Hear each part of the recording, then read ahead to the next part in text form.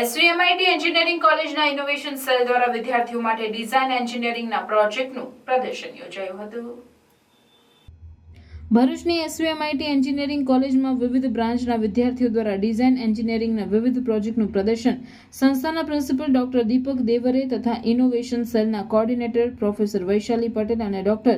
આશીષ પટેલના માર્ગદર્શન હેઠળ યોજવામાં આવ્યું હતું, જેમાં વિદ્યાર્થીઓએ તેમના ઇનોવેટિવ પ્રોજેક્ટને પ્રસ્તુત કર્યા હતા, જેનો લાભ 300થી વધુ લાભાર્થીઓએ લીધો હતો। કાર્યક્રમનો ઉદ્દેશ્ય વિદ્યાર્થીઓમાં સાહસિકતા અને સર્જનશીલતા વધારવાનો હતો, તેમજ વિદ્યાર્થીઓ કેવી રીતે આઈડિયામાંથી પ્રોડક્ટ બનાવી અને રિયલ વર્લ્ડની સમસ્યાઓનું નિરાકરણ લાવી શકાય તે વિષય પર ધ્યાન કેન્દ્રિત કરવાનું હતું।